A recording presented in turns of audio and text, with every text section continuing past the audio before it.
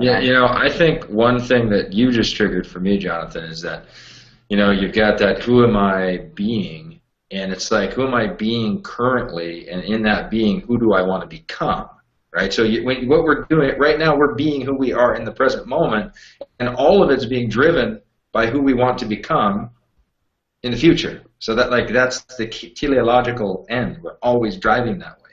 So I think a defining question for me in the internet lifestyle is, who do I want to what is my lifestyle, and who do I want to be fitting in with?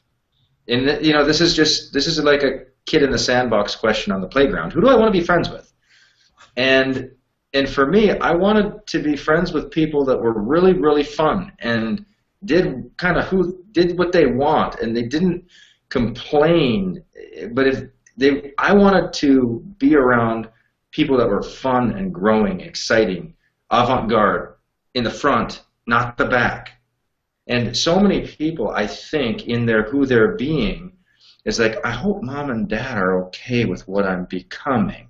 They're thinking about their friends, such and such said something about that, or my uncle or my pastor wrote me kind of an awkward email about going for my dreams, and and they're worried about all these people they actually don't want to become.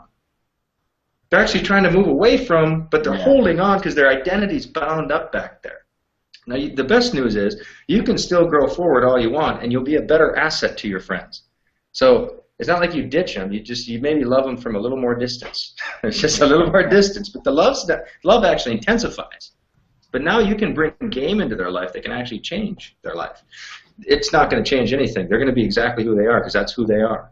But anyway, so this is just, all this stuff is just better asset, man. That's a tough one too. That is so hard to really take in, because there's a self-sabotaging part of all of us.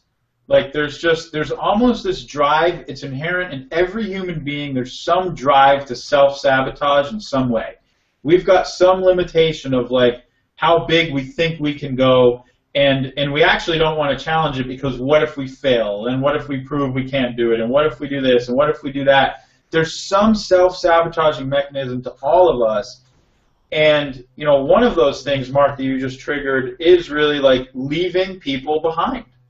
It's who are you going to leave behind if you really step into your own greatness? If you really step into this next level of your life, who are you going to leave behind?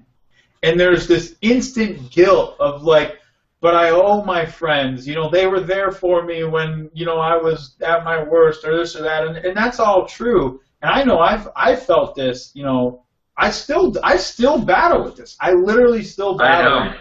Should I more than I do with a better friend? Should I have been calling? Should I do this? Should I do that? But what Mark just said, you'll be a better asset. And honestly, what good are you anyway if you stay behind? If you say, oh, okay, if it's so noble to stay behind in the old lifestyle that you knew, because that's where your friends are, and that's where you can support them, and that's where they'll feel good about themselves because you're still just at the same level with them. If it's so noble to stay behind, then do it. But the reality is, are you helping anyone by doing that? Is that really going to make a difference in the world? Are you adding any value at all by staying behind?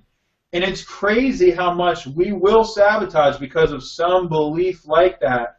I still battle with it. That's where the skill, I think, comes into, we have to fiercely watch ourselves and fiercely sort of discover these ways that we hold ourselves back.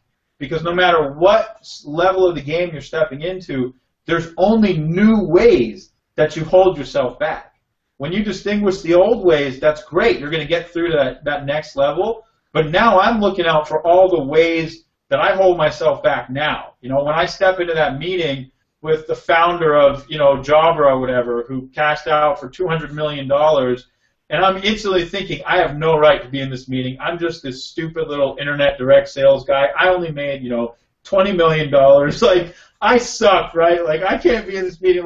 Those are the new ways that I have to distinguish that I hold myself back, and it takes more technology than ever internally to fight through that and say, no, wait a minute, we actually have value to offer this person. There's more value that we're creating in the world. There's bigger things that we can do that they may not even know yet, because the power of our model is the people, and people drive this. And it's like you're always fighting through your own self-sabotaging stuff. If that's, I don't know if that's helpful at all, but it's the freaking truth.